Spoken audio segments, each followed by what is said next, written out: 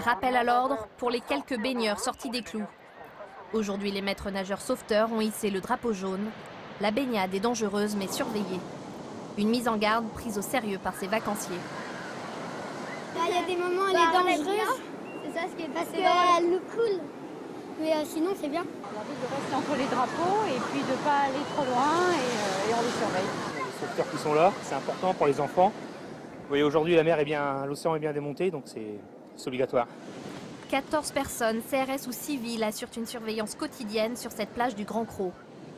Les risques principaux à cette heure-ci, donc, ça va être surtout de ne pas pouvoir revenir et d'être à l'arrière des vagues, pris dans le courant.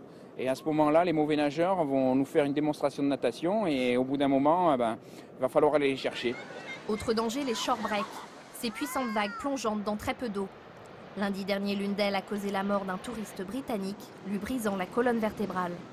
Les baïnes sont également surveillées de près par les sauveteurs. Là, vous voyez le gros courant qui se passe juste derrière. Et c'est ça en fait qui est le plus gros danger. C'est que quand ça monte, ça se remplit et ça ressort dans l'autre sens. Et les gens en fait se font emporter. Favorisé par un été très chaud, le nombre de noyades a considérablement augmenté cette année. En Gironde, nous sommes passés de 2 décès en juillet 2014 à 10 cette année. Le littoral aquitain est considéré comme l'un des plus dangereux d'Europe.